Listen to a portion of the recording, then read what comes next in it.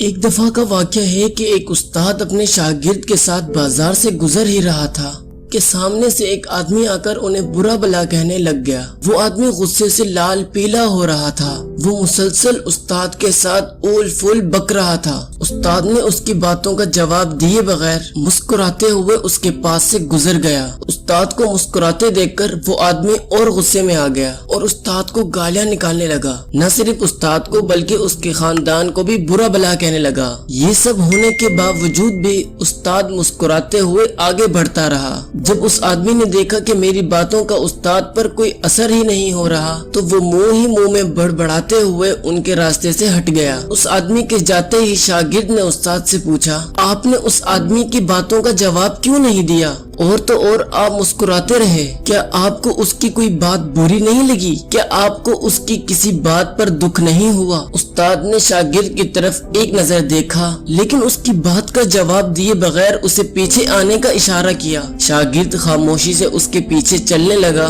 وہ دونوں چلتے چلتے استاد کے گھر تک پہنچ گئے۔ شاگرد کو باہر رکنے کا اشارہ کر کے استاد اندر چلا گیا۔ تھوڑی دیر بعد استاد جب اپنے گھر سے باہر آیا تو اس کے ہاتھ میں ایک میلا سا بدبودار تولیہ اور کچھ کپڑے تھے جو کہ بہت ہی خراب حالت میں تھے۔ ان سے بہت ہی زیادہ ایک بو آ رہی تھی۔ استاد نے وہ تولیہ شاگرد کے ہاتھ میں تھمایا اور بولا، یہ لو، اس سے اپنا ہاتھ منہ صاف کر لو اور یہ کپڑے پہن لو۔ ان کپڑوں سے شدید بو آ رہی تھی۔ شاگرد نے انہیں ہاتھ میں لیتے ہی دور پھینک دیا۔ میں انہیں کیسے پہن سکتا ہوں؟ یہ تو انتہائی گندے اور بدبودار ہیں۔ استاد نے بڑا ہی عجیب جواب دیا اور کہا، جس طرح تم ان میلے بدبودار کپڑوں کو قبول نہیں کر سکتے، بالکل اسی طرح میں بھی کسی کے بدبودار الفاظ کو کیوں قبول کروں؟ اگر کوئی بغیر کسی وجہ کے آپ کو برا بلا کہتا ہے اور آپ اس کی باتوں سے پریشان ہو جاتے ہیں، اپنے کام چھوڑ کر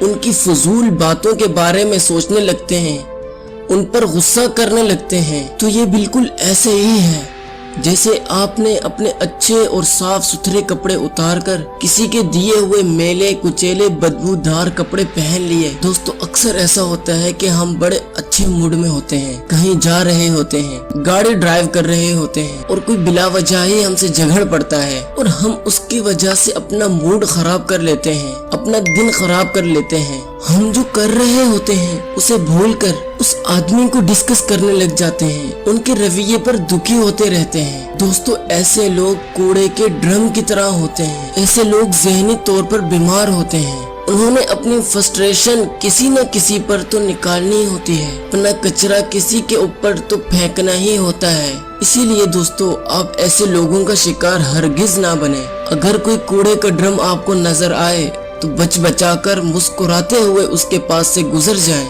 دوستو، کسی کی غلط بات پر ہمیں خود کو پریشان نہیں کرنا چاہیے، کسی کے ہاتھ کا کھلونا نہیں بننا چاہیے۔ کوئی جب مرضی آ کر ہمیں غصہ دلا جائے، ہمارے دل اور دماغ پر صرف ہمارا ہی کنٹرول ہونا چاہیے۔